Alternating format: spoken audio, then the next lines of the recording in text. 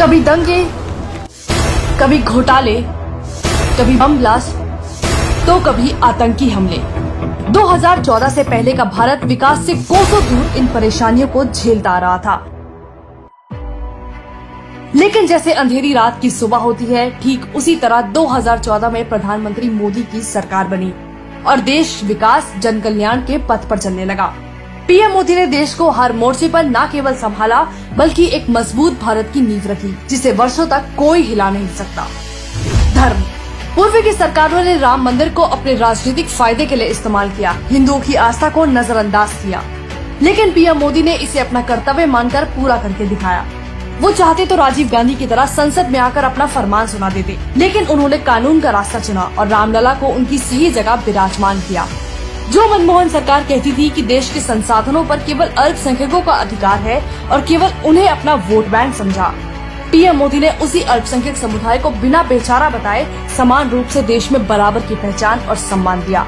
अल्पसंख्यक महिलाओं को 3 तलाक की बेड़ियों से आजाद करवाया बिना अपना स्वार्थ देखे। हमारे देश के सिख भाई सालों तक अपनी आस्था के प्रति करतारपुर साहिब बॉर्डर से दूर रहे, लेकिन पूर्व की सरकारों ने कभी इस पर ध्यान नहीं दिया। भले ही नेहरू में दूरदर्शिता की कमी थी और करतारपुर साहिब पाकिस्तान में चला गया और बाद में मनमोहन सरकार ने भी ध्यान नहीं दिया, लेकिन इसकी कीमत वर्षों तक सिखों ने चुकाई। लेकिन पीएम मोदी ने 2019 में इसका उद्घाटन कर इसे देश के हर सिख को समर्पित कर दिया। अब गुरुद्वारा करतारपुर साहिब के पाकिस्तान में होने के बावजूद लोग इसके दर्शन के लिए जा सकते हैं। अब बात रक्षा क्षेत्र की।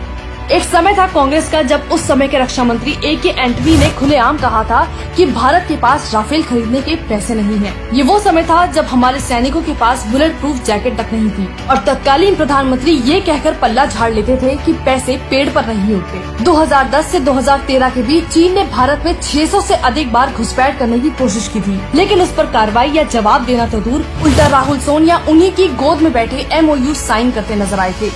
लेकिन मोदी सरकार में भारत रक्षा क्षेत्र में खर्च करने वाला तीसरा सबसे बड़ा देश है। आज भारत के पास Rafale, Apache, Tejas, bullet proof jacket, BrahMos missile सब कुछ है। आज चीन बॉर्डर पर कोई हरकत करने से पहले 1000 बार सोचता है, क्योंकि उसे मोदी सरकार का डर है। इंफ्रास्ट्रक्चर। 2019 से पहले भारत के पास न तो संसाधनों की कमी थी, न ही पैसों की। अगर कमी थी तो वो काम करने की नीयत थी। जो हाईवे 2014 तक 91,000 किलोमीटर तक सीमित थे, मोदी सरकार में वही 1.47 लाख किलोमीटर तक फैले हैं। जो एक्सप्रेसवे 2014 तक 200 किलोमीटर तक सीमित थे, 2022 में 2360 किलोमीटर तक फैल चुके हैं। आज भारत चाहे रेलवे स्टेशन हो, एयरपोर्ट हो या मामूली बस स्टैंड, सबका नव निर्माण करके उसे विदेशों जैसा बना रहा है। भ्रष्टाचार। 1,76,000 करोड़ का 2G घोटाला, 1,86,000 करोड़ का कोलगेट घोटाला, ये वो घोटाले हैं जिसमें मनमोहन सरकार कभी उभर ही नहीं पाई।